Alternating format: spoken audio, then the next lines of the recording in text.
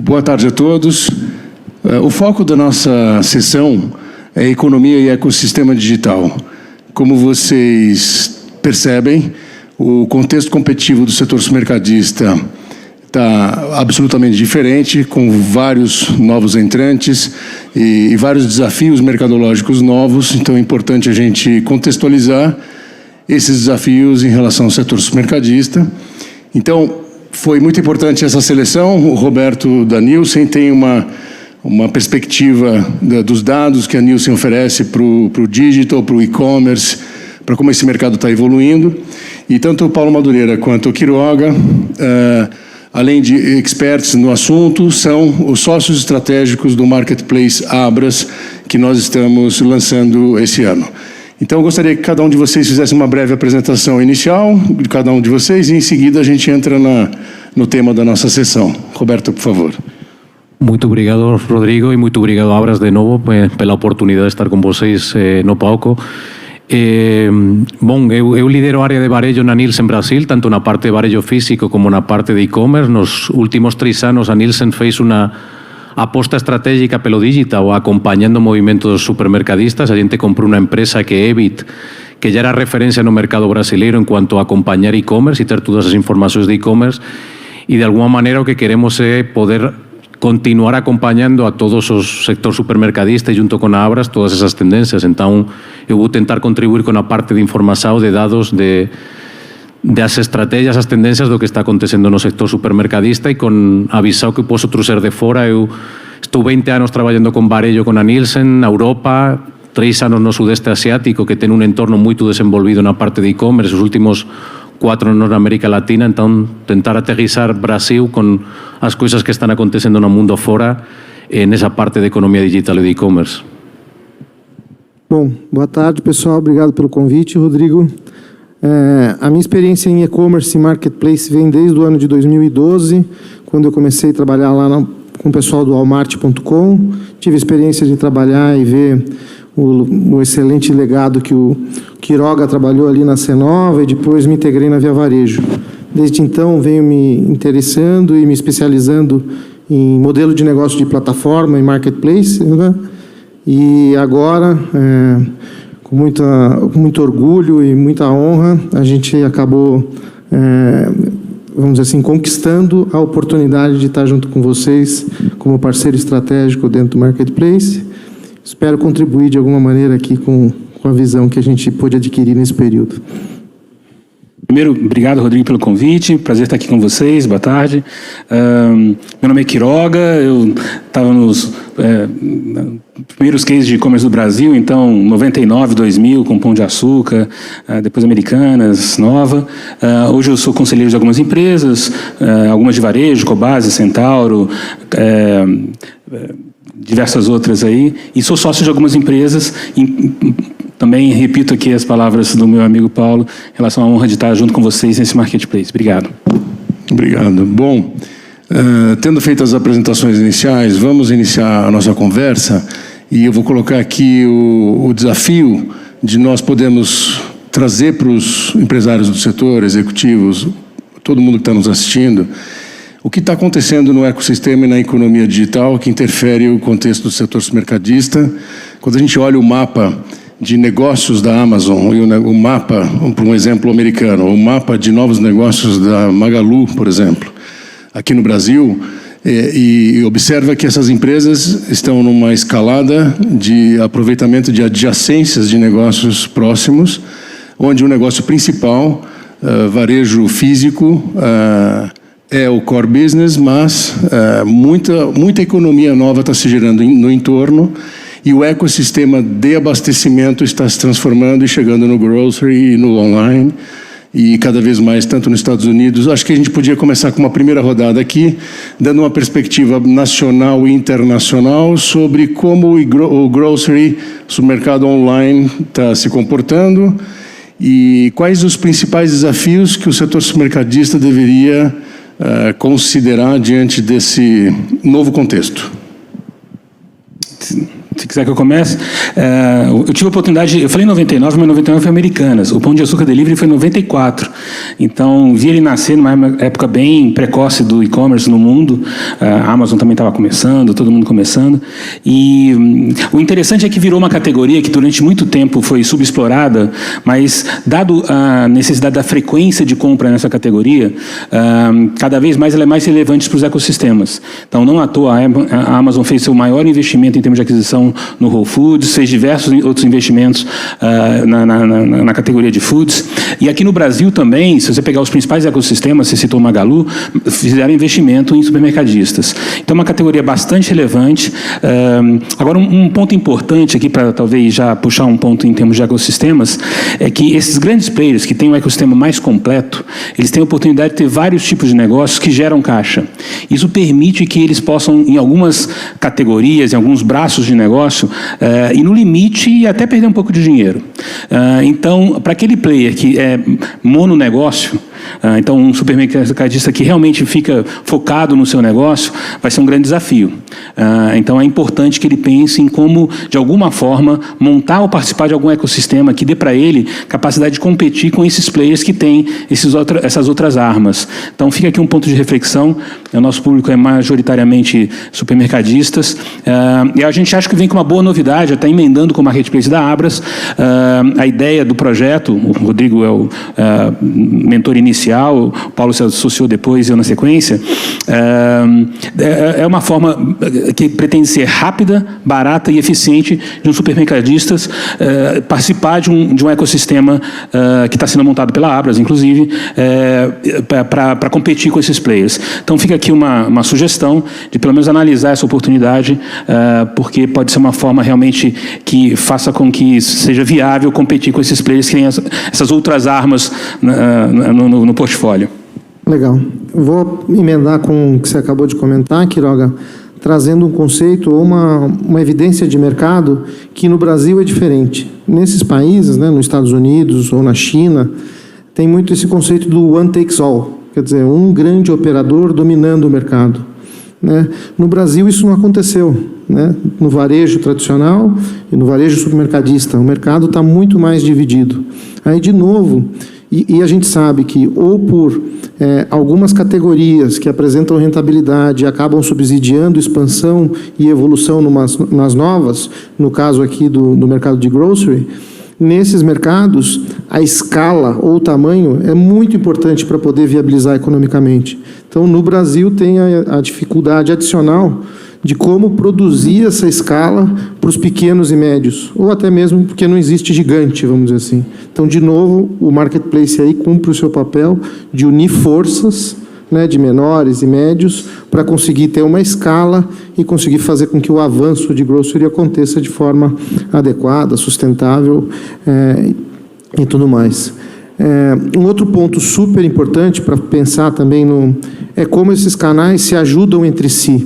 Em geral, quando se começa a desenvolver o canal online, etc., se separa as coisas e tenta, olha, o custo do online, o custo do fixo, ou do físico, ou como toda a orquestração, né, desses recursos está sendo feita, e muitas vezes você até, vamos dizer assim, desinveste ou toma uma decisão incorreta de não ir adiante porque não consegue entender o benefício de um canal para o outro. Então, ao mesmo tempo que é bom e é absolutamente fundamental o conhecimento ou mesmo a avaliação de quanto de ingresso ou de receita cada um desses canais está gerando, a importância da gente conseguir também misturar esses conceitos, colocar o consumidor no centro e conseguir entender que muitos investimentos hoje que são feitos no digital beneficiam o físico e muitos investimentos que são feitos no físico beneficiam o digital. Eu vou tentar pegar carona das duas falas porque acho que as duas conectan con unha realidade que é bastante única do varejo brasileiro. Vocês falaron, ten grandes ecosistemas fora, mas ten grandes ecosistemas digitais no Brasil, mas nenhum deles especializado na parte alimentar. Ten un Magalu, ten un Casas Bahía e ten un Mercado Libre, que a gente non falou, que é un gigante comparável con unha Amazon, mas que a grande diferenza que pode ter con esas outras plataformas é que non tem aínda no Brasil loja física. Você falaba o investimento de Amazon investimento da Alibaba lá na China em loja física, porque a loja física joga um papel diferencial, sobretudo na parte alimentar, essa capilaridade de poder fazer o delivery a través de lojas físicas. Por outro lado, varejo alimentar brasileiro não tem concentração, mesmo com grandes players, como a gente viu, um varejo pouco concentrado, e entra em jogo essa parte de lucratividade. A gente escutou falar muito nos últimos anos a varejistas de não fecha a conta, o e-commerce não dá lucro, eu perdo grana, mas você falava aí esse equilíbrio entre tudo bem, eu estou apretado no margem, não tem mais gente falava aqui no palco de a pressão inflacionária no margem, mas o futuro é omnichannel, eles não podem esquecer isso, porque o que ele perde de e-commerce, ele está perdendo de consumidor omnichannel. Agora, conectando as duas, o varejo físico tem um parque de lojas, 90.000 lojas, a gente falava o Galassi lá no ranking, mas possivelmente sozinho não tem essa capacidade. Por isso eu acho que essa estratégia, esse projeto da Abras de tentar fazer esse marketplace, de alguma maneira permite ter essa escalabilidade, esse tamanho que um mercado livre tem, junto com o parque de lojas que o varejo brasileiro já tem. Então, de alguma maneira, fecha os dois e acho que é um grande desafio, mas de alguma maneira está lá, a loja está lá, o ecossistema, as plataformas estão lá e como juntar tudo isso com o paraguas de Abras que pode ajudar nesse sentido. Ótimo, então agora o assunto está na mesa, vamos começar a desdobrar. E eu queria uma perspectiva nacional e internacional de tendência de consumo, comportamento do consumidor online e loja física, Estados Unidos, China, um pouquinho de perspectiva de para onde esse mercado está indo, e em seguida eu volto com uma nova questão. Acho que o Roberto talvez não quer falar? Pode falar, por favor, Quiroga. Todas ordens, todas ordens. Não sei se o Roberto tem coisas Nielsen globais para contribuir em relação a isso. Tem um tema nesse sentido que até ontem, tentando preparar um pouquinho a fala, eu acho que o que é interessante trazer como experiência de fora é como tem, e a gente falou muito de observar o consumidor no centro, como observar como é o consumidor brasileiro, entender o consumidor brasileiro e não tentar só trazer o que funcionou fora e imaginar que vai funcionar aqui. A gente escutou exemplos de grandes multinacionais alimentares que não tiveram sucesso aqui porque tentaram só replicar o que funcionava nos Estados Unidos. O que eu estou querendo dizer com isso? Que eu vi casos de sucesso no e-commerce e na economia digital com formatos diferentes adaptando ao consumidor diferente. O e-commerce começou a decolar na França, por exemplo, quando eles entenderam que o modelo lá era o drive-thru. O consumidor na França está acostumado a pegar o carro e ir a teu hipermercado, não tem problema em ir a teu hipermercado, mas queria a conveniência de fazer a compra online. Esse modelo funciona lá, mas o drive-thru não funciona na China, por exemplo. Na China é delivery. Tem modelos em que tem que... Eu trabalhei, morei durante 3 anos em Saigón. Lá em Saigón tem uma economia digital super crescente, mas o que não tem é bancarização. Ainda não tem um consumidor com cartão de crédito. Lazada, que é o braço de Alibaba no sudeste asiático, o que entendeu é que tinha que aceitar pagamento em cash. Tem impacto no cash flow, tem impacto grande, mas é o modelo de adaptar ao consumidor. Então, eu acho que tem que entender muito bem o consumidor brasileiro, não pegar o que funciona na China, no que funciona nos Estados Unidos, no que funciona na França, sino entender muito bem o Brasil e com isso aterrissar, porque é bem diferente como o consumidor se adapta nessas estratégias digitais. E sobre a perspectiva de percentual de crescimento do grocery online versus físico, você tem algum número que você pudesse trazer de perspectiva de crescimento? Porque hoje no Brasil ainda é muito pequeno, mas com tendência de crescimento, né? Ontem a gente apresentou aqui na fala que já no último ano a parte de grocery está crescendo dobro do que está crescendo a parte offline. E já está chegando a um patamar de 4%. 4% pode parecer não tão significativo, mas o Bagal falava agora que para eles já é a terceira loja do grupo. Então começa a ser uma parte importante e tem categorias que a gente viu que 30% a 40%. Então não dá para esquecer e o crescimento muito acelerado. Bom, para comentar um pouco do mercado externo, né, ou mesmo da gente poder se espelhar no mercado externo do que a gente pode aprender ou pelo menos levar em consideração no processo de análise do consumidor brasileiro, um dos temas críticos que existem na China e nós temos que descobrir como resolver isso no Brasil é a questão da cesta completa, especialmente no assunto grocery. Então, a China, os grandes operadores começaram a não conseguir escalar e não crescer por falta de itens ou por não apresentar cesta completa para os seus consumidores. A solução que está sendo utilizada lá, né, bancada e financiada pelas grandes plataformas, é construir dark stores em bairros e em bairros superpopulacionados ou até mesmo em condomínios.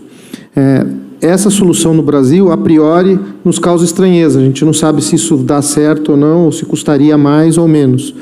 E também a gente começa a refletir, putz, a gente já tem 91 lojas, precisa de mais um espaço para estocar mercadoria ou uma tecnologia bem aplicada que administre ou que orquestre bem esses estoques resolve a situação, né? O nível de exigência também na China por tempo de entrega é em minutos. No Brasil a gente fala em dias, né? Então, tudo isso tem que ser considerado também na hora da gente criar a solução ou de enfrentar os problemas no Brasil, mas sem deixar de se inspirar ou de conhecer as dores que são enfrentadas por aí. Perfeito. Pegando aqui um ponto, como eu tenho uma história bem longa aí, eu participei de vários momentos onde a meta do dígito era ser a maior loja da companhia. Na minha opinião, a meta do dígito aqui tem que ser metade da companhia para começar. E a gente já tem alguns cases, não é que seja, mas será que você vai chegar nesse ponto? Se você pegar a venda da Americanas, o físico é metade do total. Inclusive consolidaram. Se pegar Magalu, está chegando perto disso. Se pegar Ponto Frio, já é maior no digital do que no físico. Então, a gente já tem vários cases. E pegando algumas categorias, já é muito maior no digital do que no físico. Então, essa fase ainda mais para quem tem centenas de lojas, alguns têm milhares de lojas, se é a segunda, a terceira maior loja, é o inicinho da brincadeira. O 4% também acelerou muito. Acho que você deu o dado ontem, né? De quanto acelerou a categoria de grocery.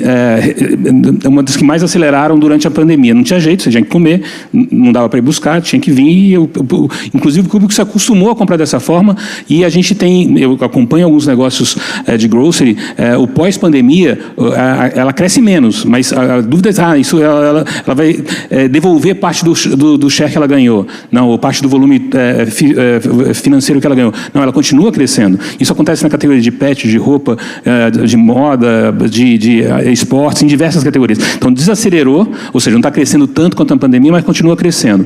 Então, esse é um ponto. Outro ponto, essa nossa categoria tem uma característica para uma parte do sortimento que tem que ser produto fresco. Então, não adianta eu tentar mandar de São Paulo para Minas. Tem que ser o player local da sua cidade, o seu bairro de preferência. Então, isso nos dá, inclusive, para esse marketplace da Abras, uma característica muito interessante para competir. Por mais que você tenha alguns gigantes, como foi dito aqui também, a concentração ainda é baixa. Então, por mais que você pegue o maior case brasileiro, o Carrefour, em número de... Assim, se você pegar o total da cauda longa de supermercadistas no Brasil, a gente tem muito mais proximidade da massa de consumo. Então, esse marketplace tem esse potencial também de atender o consumidor de uma forma muito rápida e barata, porque a mercadoria já está ali, está do lado dele. Um outro ponto que eu acho que também vale mencionar aqui, essa categoria além da frequência, ela tem outras características, porque ela dá muita informação sobre o consumidor. Então, os grandes ecossistemas estão buscando a categoria de food, farmácia, pet, porque são categorias de alta frequência, mas também de muita informação sobre o consumidor. E cada vez mais o consumidor no centro e dados são as plataformas de maior valor dentro de um ecossistema. Então, acho que a gente está pronto para viver esse desafio. Só mais um caso em relação ao mercado internacional, lembrar que na China o Carrefour acabou com as operações.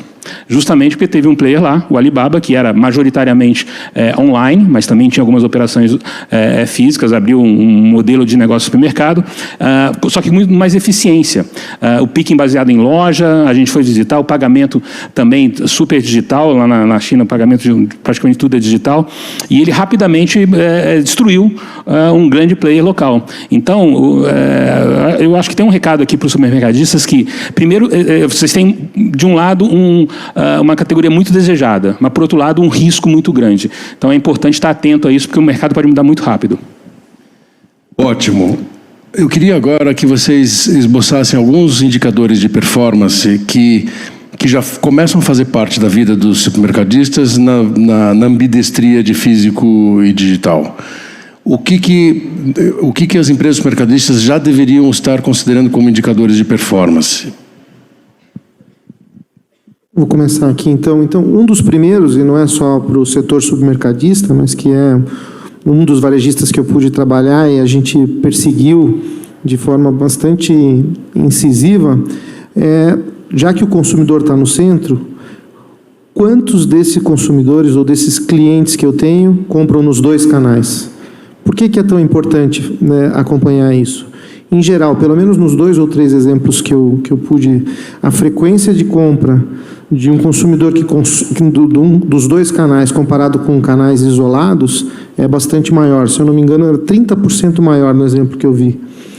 Então, portanto, trazendo impacto, uma fidelização e uma rentabilidade muito maior para o cliente também. A frequência era maior e o ticket médio também. Então, ele comprava mais vezes e, quando comprava um volume muito grande. Então, você levar clientes que estão comprando da loja física para o digital, ou levar clientes do digital para a loja física, pode trazer mudanças de comportamento ou podem significar uma mudança de estágio de engajamento com o seu cliente, com a sua marca, que faz toda a diferença para a rentabilidade do negócio e para o crescimento do business. Então, acompanhar quantos % dos clientes compram nos dois canais, eu vejo que é um bom indicador para ver se a sua estratégia de evolução ou de jornada digital está indo bem ou mal.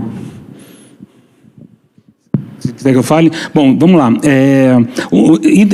Vários KPIs do digital mais frequentes são super relevantes para a nossa categoria também. Então, acompanhar o custo de aquisição de cliente é super importante. E aqui já fica uma dica, cada vez mais o custo de adquirir cliente só pelo digital está ficando inviável. Então, é importante você usar as suas armas do Omnichannel, as suas lojas físicas como um fator de captação de clientes. Lá, a maioria dos negócios que vai bem, parte da captação vem do mundo físico. Um segundo, o valor do cliente ao longo do tempo, lifetime value. Isso é bem importante também, porque é essa relação de custo de aquisição com o valor do cliente ao longo do tempo que te dá um negócio sustentável, rentável. Essas métricas são métricas cada vez mais possíveis no mundo físico. Isso era meio de massa, na média, como é que está, pelo número de vendas que eu tenho. Aqui não, aqui você tem o dado preciso.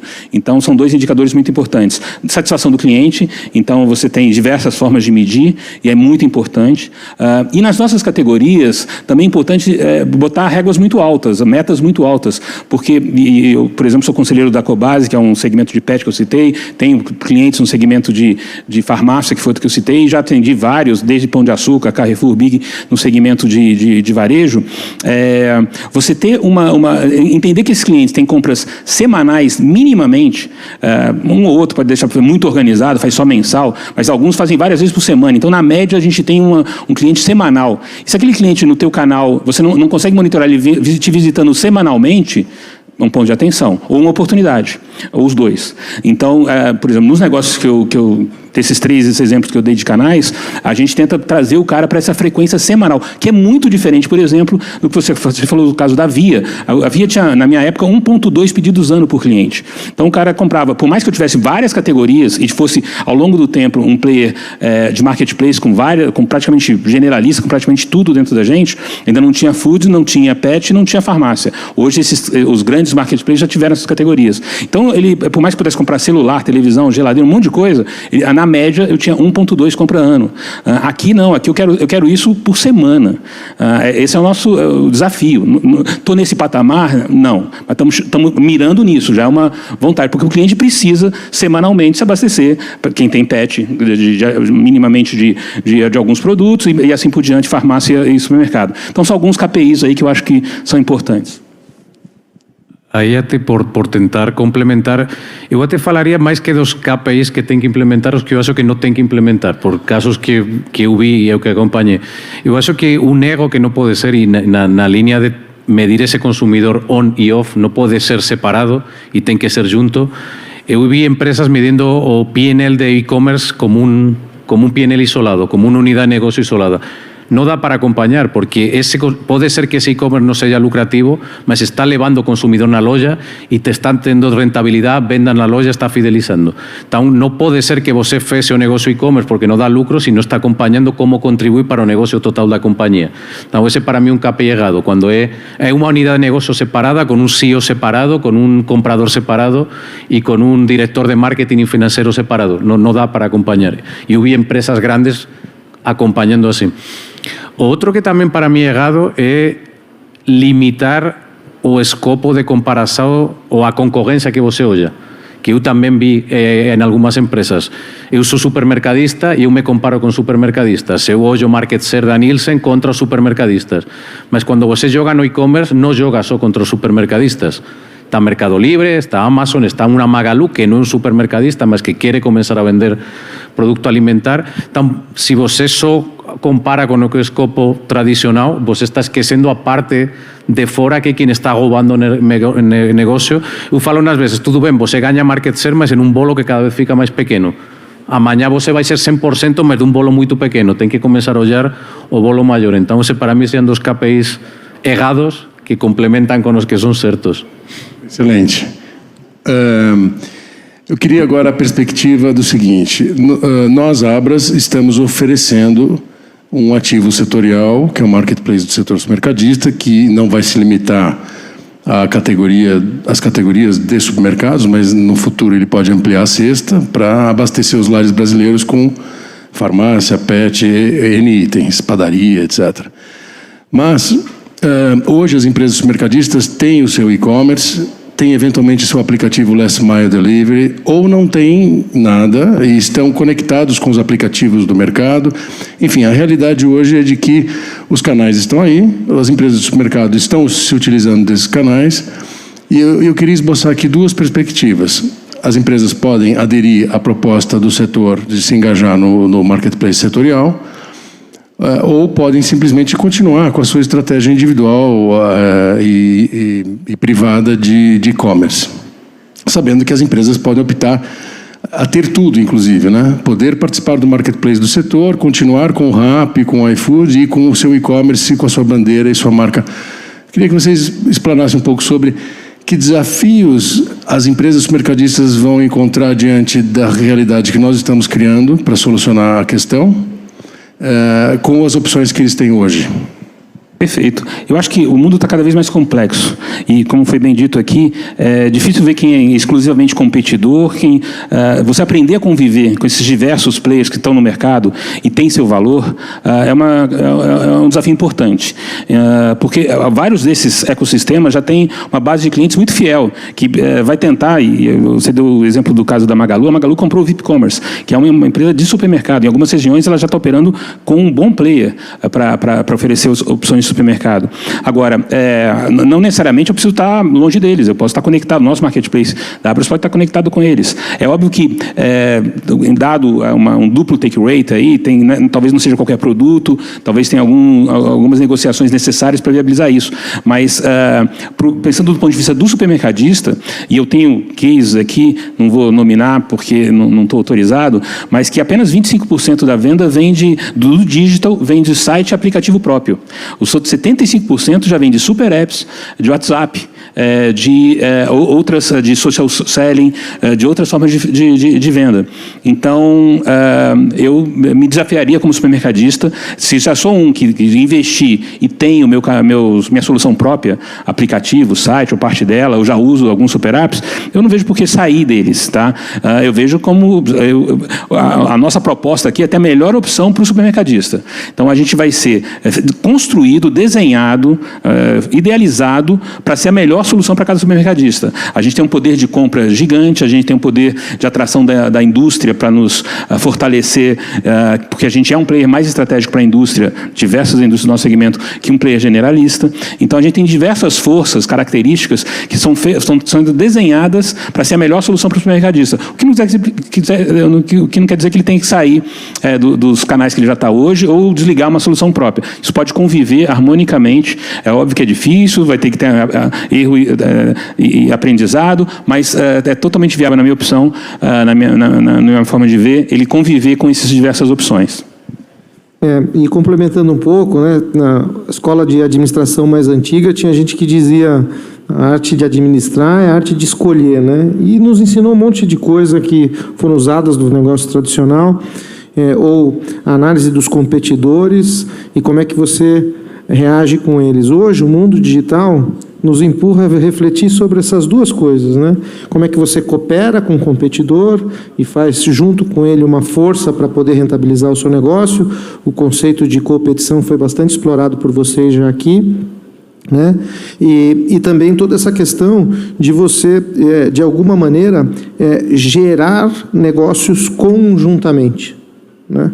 Você viabilizar soluções de forma conjunta, coisas que você não tem como fazer sozinho, se aliando a alguém que, ainda que possa ser seu competidor, você consegue fazer beneficiando o seu cliente na ponta. Esse é um primeiro ponto que eu queria destacar. O segundo tem a ver com a mudança do comportamento, que o Quiroga comentou. O consumidor está espalhado em muitos ambientes. O segmento de mídia está sofrendo muito com isso. Cada um passa determinadas frações de tempo em determinados lugares, né? E a tecnologia permite que você esteja em distintos lugares ao mesmo tempo. Então, por que não aproveitar o que a tecnologia nos oferece? Hoje, ainda que a administração tenha nos ensinado que é a arte de escolha, nesses momentos talvez não precise escolher. Pode estar presente em todos eles, e aí, aprendendo, estudando e vendo a sua relação com o consumidor e os canais, você vai evoluindo e melhorando a sua performance ao longo do tempo.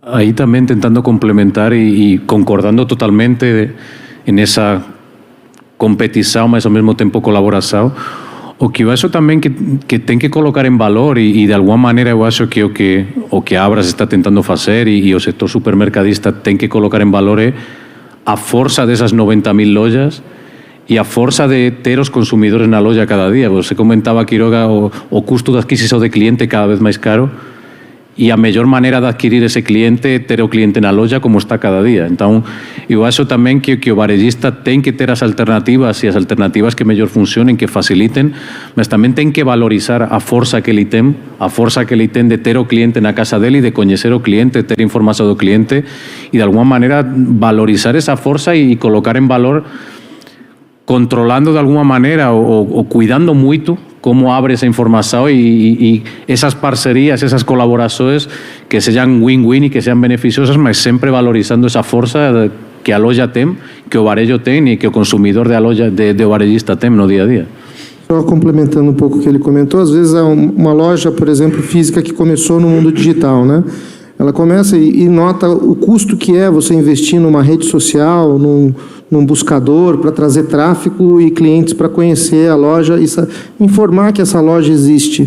No entanto, você andando nos corredores, não tem um QR Code para o cliente clicar e poder conhecer, que seria de graça, né? Ou mesmo um produto que está faltando e pedir para que se entregue na casa dele. Então, é aproveitar os ativos já instalados, né, para poder eficientizar e melhorar ainda mais a relação com esse consumidor. Uma coisa que nós pensamos muito para poder criar uma solução que modernizasse o setor supermercadista brasileiro através do marketplace setorial seria de nós termos o Big Smart Data em escala do setor supermercadista, não na mão de terceiros, como hoje nos aplicativos Last Mile Delivery, mas sim em massa organizados para que o poder de barganha do varejo junto à indústria pudesse ser discutido com um nível de serviço diferente que a indústria espera. Ela quer saber mais informações das transações do sellout. Por outro lado, a relação de construção de uma agenda coletiva indústria-varejo através do Joint Business Plan. Uma grande preocupação nossa é a privacidade dos dados e a governança para que os dados individuais de cada uma das empresas seja preservado e nós possamos usar, e até queria te ouvir, Roberto, sobre isso, porque a Nielsen basicamente é essa empresa que consegue trabalhar dados do mundo inteiro, preservando a confidencialidade dos players e agregando valor a todos. E talvez a gente tenha essa missão quando nós consideramos a possibilidade de todas as empresas dos mercados poderem participar de um mesmo marketplace, onde os seus dados serão agregados e utilizados a favor da indústria e a favor da performance do varejo. É um tema muito sensível, um tema que se fala muito, mas a Nielsen tem 100 anos de história. E os 100 anos de história foi porque sempre teve muito cuidado com essa confidencialidade e essa importância de segurança e a governança dos dados. Eu acho que é um momento en el que os dados têm que ser compartilhados, não dá para funcionar em um mundo en el que eu estou isolado e só olho para dentro. A gente falou, não dá para olhar o que o consumidor faz na minha loja, porque ele não compra só na sua loja, mesmo se você ser um Amazon, um Alibaba, um Mercado Livre, ele compra em diferentes lugares. E é importante ter informação compartilhada, indústria, varejo, mas sempre com uma governança e com um cuidado. Acho que isso é algo que tem que ser muito considerado. Abras tem que jogar um papel fundamental aí como sector, porque tem que ter governança nessa abertura de dados. Tem que ser um dado controlado, cuidado, e não só pela parte de segurança, sino também por uma parte que às vezes esquece, que é a harmonização dos dados. O dado só vale, e antes escutava o Segentino falando no painel deles de o Big Data e o Smart Data. O dato só tem valor se um dado que é utilizável e que permite tomar decisões inteligentes. Não só é acumular dados, é que esos dados tenham valor e ajudem a tomar decisões. E para isso o dado tem que ser harmonizado, tem que ser limpo, tem que ser codificado, tem que ser cuidado. E não é tão simples assim. A gente se enorgulha muito de estar 50 anos no Brasil e 100 anos no mundo, porque não é tão simples fazer isso como pegar os dados e pegar insights desses dados. Concordo plenamente. Queria até aproveitar para elogiar, Rodrigo, o que você está fazendo pela Abras, porque realmente você está estruturando diversas iniciativas que, em conjunto, dão materialidade ao ecossistema da Abras. Ela tinha já um poder setorial muito forte, congregava os maiores supermercados do Brasil, era a voz desses supermercadistas em diversas situações, com governo, com legislação, com uma série de situações, com mídia, diversas vezes também, mas na prática, quando você monta um marketplace, monta um braço financeiro, monta um braço que você consegue consolidar dados para tomada de decisão inteligente, para inclusive monetizar esses dados em conjunto com indústria, com diversas outras situações, você começa a realmente montar um ecossistema muito poderoso, porque, como foi exposto ontem aqui, o número de interações, o número de pontos de presença, o número de clientes, a importância em termos de participação no PIB, são dos segmentos mercantis como um todo, são forças muito grandes que estavam, na minha opinião, subexploradas. Então, eu acho que essas iniciativas que você está estruturando em conjunto vão permitir que realmente a Abras aumente ainda mais a sua importância relativa. E eu acho que a gente tem um benchmark bem importante, que é a NRF dos Estados Unidos. A NRF dos Estados Unidos tem um poder gigante, um poder de influenciar quem vai se eleger ou não, só para dar um exemplo. Então, eu acho que a gente está nesse caminho. Então, parabéns. Obrigado. Bom, ainda que esse assunto seja quase que senso comum, que tem uma certa esperado, né? Dados conjuntos vão produzir valor. Queria trazer um exemplo para vocês de um setor que estava começando e que usou dessa estratégia para fazer com que esse setor se desenvolvesse. No ano de 91, 92, o Meio Mensagem criou um projeto que chamava Intermeios. E esse projeto Intermeios juntava a receita de publicidade dos portais no Brasil para poder dividir e saber quanto era o share de cada um. Nessa época ainda não tinha o domínio do Facebook e do Google, né? Essas empresas nem existiam ainda. E eu me lembro bem, eu representava o portal Terra dentro dessa iniciativa. Quem fazia o cofre dos dados era a Pricewaterhouse. E eu me lembro como aquela informação era importante no nosso comitê para a tomada de decisão, para a revisão dos dados. Também tinha essas questões de harmonização de dados. Por exemplo, no começo da internet tinha muita permuta de publicidade por produto. Aí a turma perguntava, inclui permuta ou não? Quer dizer, e são coisas menores, mas que são absolutamente críticas para você construir uma base de dados conjunta que possa ser usada de forma bastante produtiva para o setor, e eu não tenho dúvida que isso vai trazer muitos benefícios para todos nós. Durante esses 2 dias no Smart Market, nós observamos os desafios de todas as áreas funcionais, inclusive a área de expansão, obras, engenharia, que consome investimento enorme, é quase que o segundo negócio, ou se não o primeiro negócio da atividade, a operação varejista alimentar e o real estate. Então, eu me imagino os mercadistas hoje olhando para essas iniciativas e ele dizendo assim, bom, ok, eu vou ter talvez um canal de altíssimo nível, de altíssima tecnologia, que talvez me custe mais barato e me dê mais eficiência, mas como nós podemos mudar a economia, os contornos da economia do varejista, ou seja, como a gente sai desse paradigma da margem estreita, explorando N oportunidades, por exemplo, com serviços financeiros, que provavelmente depois do marketplace será o próximo passo, por exemplo, reduzindo custos dos serviços financeiros, elevando receita de produtos e serviços financeiros para essa massa populacional que o varejo tem hoje todo dia nas lojas. Então, eu queria que vocês esboçassem um pouco. Nós temos o papel de fortalecer as empresas supermercadistas, torná-las perenes num contexto competitivo absolutamente novo. E, inevitavelmente, elas vão do real estate para a operação, para serviços financeiros, para canais digitais, mas isso precisa entrar no bottom line dessas empresas, né? Como é que nós vamos compartilhar a riqueza nova gerada com as empresas do setor?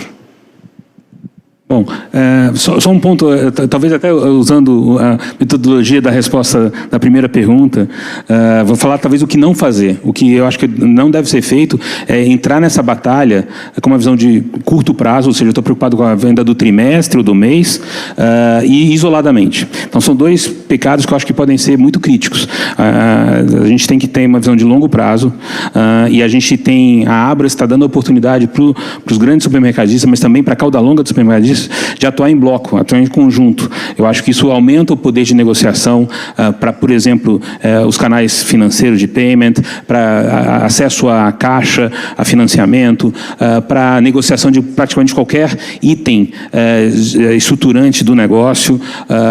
Informação também é outro item que permite uma monetização. Então, você tem uma série de oportunidades que, em conjunto, é óbvio que as grandes redes talvez tenham algum poder de negociação, mas, por exemplo, eu participo de um negócio no segmento hospitalar, e o player que eu sou sócio é o Einstein. Eu tenho um negócio de compra conjunta com o Einstein. Esse compra conjunta com o Einstein, ele tem 50% do negócio, e ele isoladamente compra 2 bi por ano, uma série de insumos. Só que agora a gente já está com 105 hospitais nessa plataforma, e esses 105 hospitais multiplicam por 10 a capacidade de compra do Einstein. E isso fez com que o próprio Einstein, que já era um gigante para poder negociar, tenha conseguido em alguns itens rebate, ou desconto, uma compra com 40% de desconto em relação ao que ele comprava isoladamente. Então, isso é um exemplo do que uma ação organizada, conjunta, e aí a gente está no melhor ambiente para fazer isso para o segmento supermercadista, que é a Abras, pode dar de benefício para cada player isoladamente, se ele souber usar esse potencial. Então, aqui eu acho que vocês estão fazendo o papel de vocês em desenvolver opções para que o supermercadista possa trabalhar em conjunto e usufruir essa fortaleza que, em conjunto, é muito maior do que isoladamente. Então, eu diria que a minha sugestão primeiro, tentar ter uma visão mais ampla em termos de como ganhar dinheiro, porque se você ficar isolado no 1P do supermercado, ou seja, vou comprar para revender, isso você perde uma série de armas que os seus concorrentes estão usando. Então, se os concorrentes estão usando o 3P, que é o marketplace, alguém está comprando, nem o capital de giro da mercadoria não é meu, está usando armas de eu monetizo no marketing, monetizo na parte financeira, monetizo na informação. Então, tem outras armas que você tem que realmente começar a usar, e aqui a Abra está estruturando uma forma de ajudar, principalmente a cauda longa dos mercados, a usar isso de uma forma mais inteligente, barata, rápida e eficiente. Bom, você falou de serviços financeiros, eu queria comentar um outro serviço que vai ajudar no bottom line, porque tem geração de valor, que é o serviço de publicidade, e que une a plataforma mais o conhecimento do consumidor e dados. Claro, hoje, essas plataformas existentes já são muito mais assertivas, você consegue clusterizar, usar o conceito de lookalike para poder impactar, mas todos nós sabemos também no dia a dia quanta mídia a gente recebe que não é do nosso interesse, né? E esse desafio de ser bastante mais assertivo, né? E tendo todos os dados que a gente pretende ter nas mãos, e tendo a plataforma com um monte de gente transitando ali dentro, é bem provável que a gente consiga produzir um valor ali dentro, né? Onde uma parte desse desperdício ou de impactos que não deveriam acontecer não ocorram, gerando valor para todo o ecossistema. Então, de novo, aí só para juntar duas iniciativas, né? Dados, junto com o marketplace, conhecimento do consumidor, gerando valor para todos os participantes.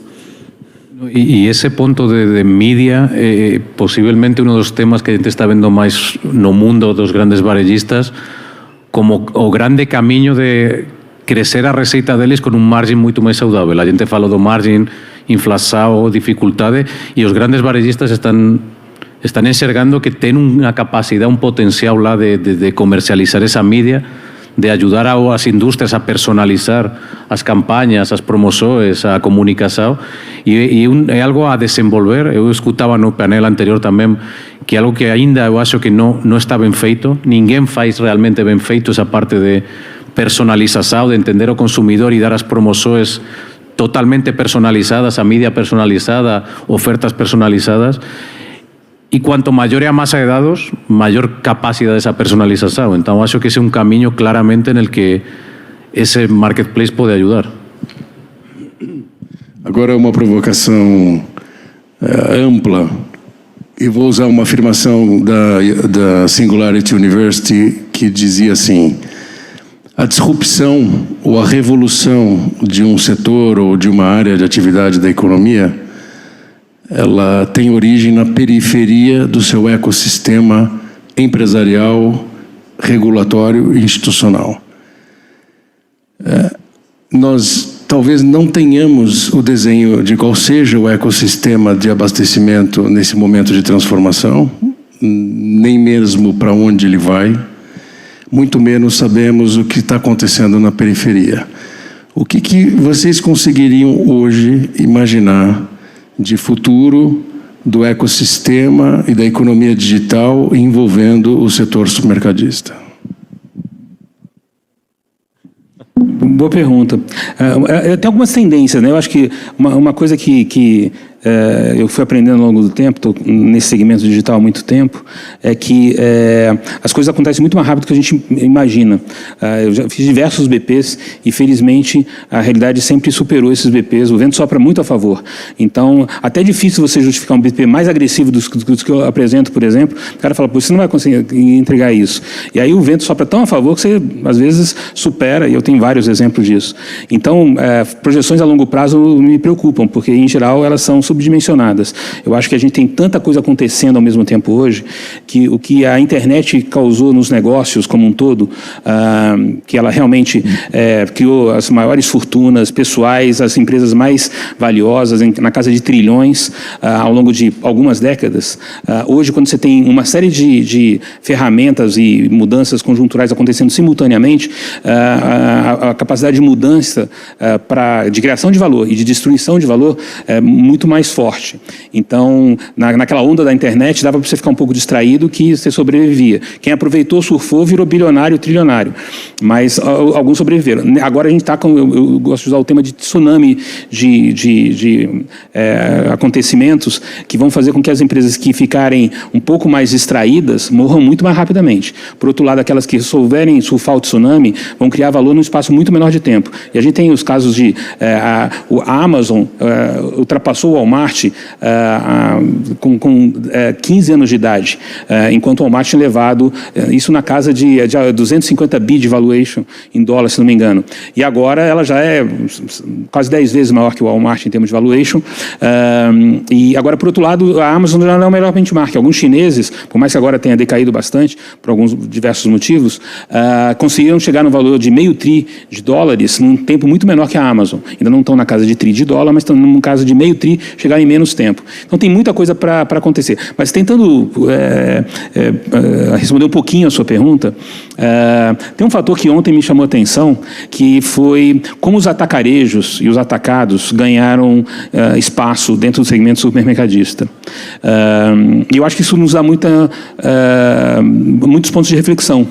Então, realmente, dado que uma parte relevante do que é comprado em supermercados é commodity, será que a questão de preço não vira o principal critério?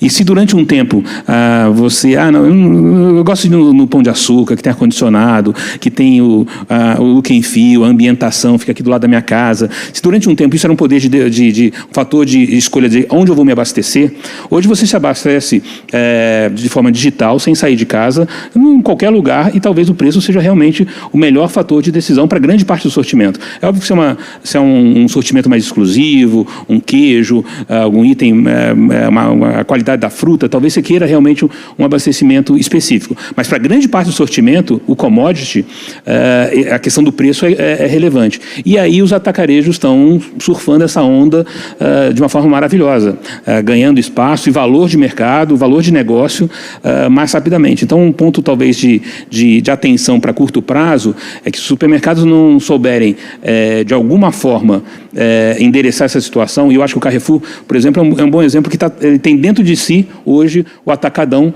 que permite ele ter acesso a preços importantes, ter disponível para o cliente produtos num preço competitivo interessante. Por outro lado, continuando a competir nesse mercado mais segmentado. Agora, tem vários players que estão ainda no modelo, não, eu sou só um supermercadista.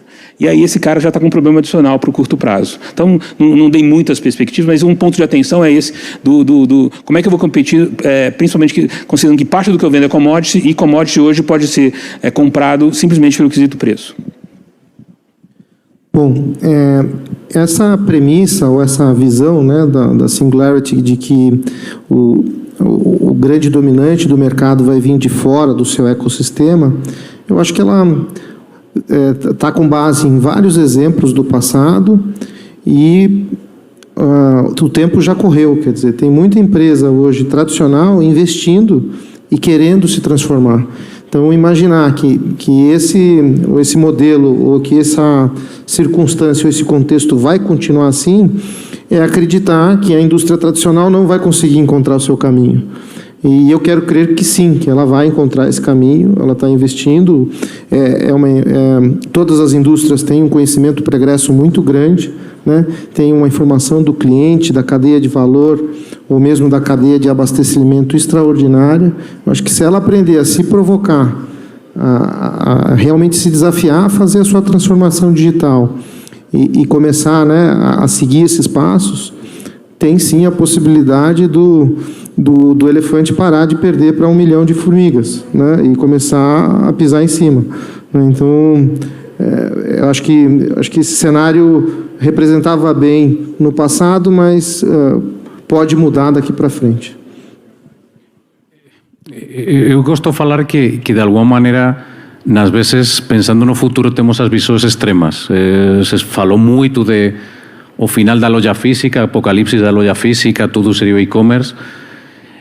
E nos últimos tempos eu estou escutando falar, depois da pandemia, margem, inflação, atacarejo, que é tudo o contrário. Eu me vou focar na loja física, no atacarejo, preço barato. Eu acho que o futuro vai estar em uma combinação, porque o consumidor não é só atacarejo, não é só preço, não é só experiência, não é só online ou não é só offline. A gente até fazia um estudo nos anos atrás na Nielsen que falávamos que não era omnichannel, era omnishopper. O cara que quer tudo, e todos queremos de tudo. Tem um cara na Faria Lima que quer economizar no commodity, porque por que vou gastar máis no commodity se posso comprar máis barato no atacarejo? E ten un cara, non sei se na favela, mas ele ten un celular e ele de quando en quando quer ter un capricho e quer comprar un produto saudável e cada vez está máis comprometido con o medio ambiente e quer produto sustentável, mas ten que poder pagar. Eu acho que o camiño está moito en poder ofrecer esa experiencia completa e você falaba de Carrefour e eu sei que nas veces para mí é difícil colocar exemplos porque a gente na Nielsen é parceiro de todos os varejistas e quando a gente fala de uns, outros sinten ciúmes. Mas eu escutei falar aqui também, eu acho que é muito comum e grandes amigos que, por exemplo, o Grupo Mufato, é um caminho que eu vejo tentar ofrecer todo ese caminho, esa jornada completa do consumidor. Ten loja de atacarejo, ten loja de varejo, ten loja premium, ten loja omnichannel, ten un e-commerce, ten un aplicativo. É encontrar qual é a missão de cada uma dessas lojas dentro dos consumidores e dentro do momento de cada um dos consumidores, porque não uma loja de atacarejo para o Quiroga, uma loja premium para... Não, Quiroga vai ter atacarejo, vai ter premium, vai ter online e o Rodrigo vai ter também os três, então, para mim, essa combinação que vai ser o caminho do futuro. Está coberto de razão e só reforçando o teu ponto, se você pegar no ranking, a maioria dos top 20, pelo menos, foi de 25, né? A grande parte tinha a operação de atacarejo e a opção de... E a gente está também ajudando a BAD em algumas frentes, ajuda aqui, vários, os nomes estão nas duas frentes. Então, confirmando o teu ponto. Você tem realmente um momento do consumidor e a necessidade de consumidor específico pode estar sendo atendido por um modelo num determinado momento, outro num outro. Nós organizamos as comunidades do setor pelas áreas funcionais atuais, que são essas operações, pessoas, marketing, expansão, obras, engenharia, comercial, financeiro, jurídico e tecnologia. A gente cobriu todos os reportes diretos para o presidente da empresa aqui nessa grade. Então, para a gente, última palavra de cada um, porque o nosso tempo está no fim.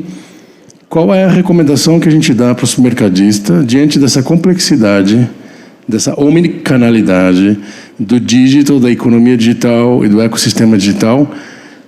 Para onde, que sugestões práticas vocês dariam para eles começarem a implantar ou a modificar dentro das suas empresas e organizações?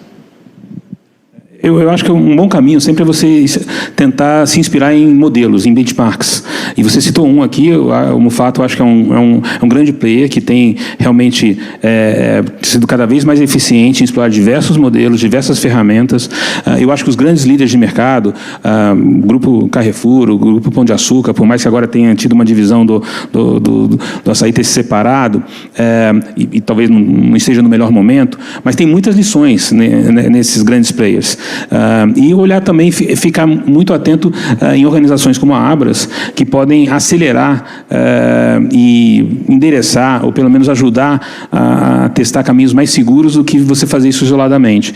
Então, para começar, me inspirar nas grandes referências nacionais e internacionais, e, num caso aqui, a gente tem disponível, de diversas formas, muito conhecimento que pode evitar que, isoladamente, ele tem que cometer erros para ser bem sucedido. Acho que a gente pode tirar algumas pedras do caminho.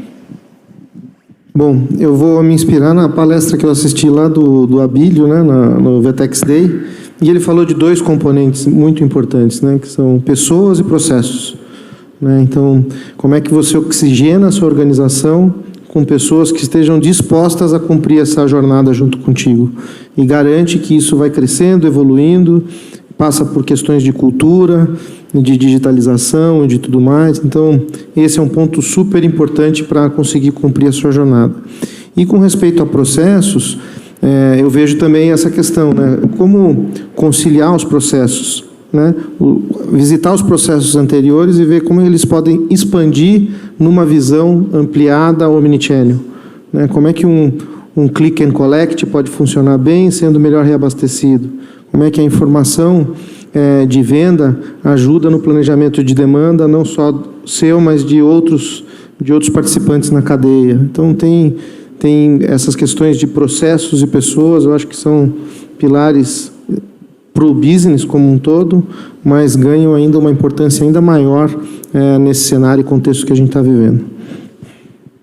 Bom, eu complementaria de alguma maneira com essa visão de aprender das boas práticas, mas aterrissando muito na cultura da empresa e no conhecimento local da empresa. Eu acho que eu vi alguns erros de empresas multinacionais de varejo tentando pensar que uma estratégia global funciona no mundo todo, em um mundo globalizado, e você pode utilizar essa estratégia em todos os países do mundo.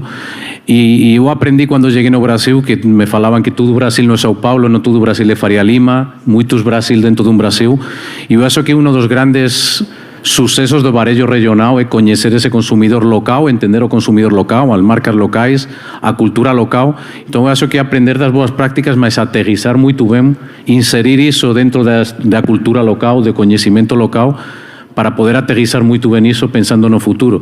E, por outro lado, também, de alguma maneira, eu acho que tem que ter um balance muito importante entre a estratégia e o que é a operação de hoje, o resultado hoje, o margem de hoje, entregar o número hoje e pensar no futuro. Eu acho que um benefício de muitas das empresas regionais, que a gente olhava no ranking, são empresas de dono, e a coisa boa da empresa de dono é que não tem que entregar resultado cada trimestre, cada ano, pode pensar um pouco no futuro. Então, acho que esse balanço entre o curto prazo e o longo prazo, o crescimento, é uma coisa também importante, pensando no futuro. Eu, de forma surpreendente, ouvi durante esses 2 dias a palavra ambidestria mais de uma vez. E dito pelos próprios empresários do setor mercadista. Eles já estão entendendo esse desafio. Quero agradecer enormemente, em nome da Abras, Quiroga, Paulo Madureira, Roberto. Nosso tempo, infelizmente, está no fim. Eu tenho uma última oportunidade de uma palavra final para vocês se despedirem e quero agradecer imensamente ao conhecimento compartilhado aqui. Eu acho que essa 1 hora aqui encurtou a curva de aprendizagem em muito para nós todos aqui do setor de supermercados. Por favor. Só talvez começando também, obrigado pelo convite novamente. Queria dar de novo parabéns à Abras, ao Galassi. Está sendo um prazer trabalhar perto de você, Rodrigo, e vendo as iniciativas que vocês estão estruturando. E acho que realmente, se tem uma última mensagem, essa questão de é importante se mexer. Eu acho que os melhores exemplos aqui já estão super atentos, já estão trabalhando há muito tempo. O caso do Pão de Açúcar, por exemplo, começou em 94, como eu citei aqui, e tem players fazendo isso há mais de 10 anos, aprendendo muito e tendo bastante aprendizado, mas ainda tem muita gente que não entrou no digital com diversos preconceitos e preocupações. A única coisa que eu garanto é que se ficar só nesse modelo, você vai ter grandes problemas no curto prazo. Então, minha sugestão é, vamos surfar o tsunami, vamos fazer, exercer essa oportunidade de crescimento que existe e concordando aqui, um player local, por mais que tenha diversos desafios adicionais em competir com gigantes, por outro lado, ela tem essa questão que naquela região ele tem um conhecimento excepcional e ele tem seu valor para o seu cliente que está próximo dele, tem história. Então, use as suas forças e, como você usou o termo, aterrissando todo o know-how que está disponível. Obrigado. Bom, obrigado pelo convite, obrigado, Rodrigo, pela oportunidade de estar aqui com vocês, obrigado ao Galassi também por estar promovendo e fazendo o avanço da Abras, que a gente vê, olhos vistos, né, tudo que está mudando por aqui. E complementando um pouco o que o Quiroga falou, acho que tem uma oportunidade gigante pela frente, né? Tá todo mundo muito esperançoso a respeito do novo mundo, né? Do novo normal no bom sentido, né? Da gente conseguir ser melhores pessoas, melhores empresas, melhor sociedade.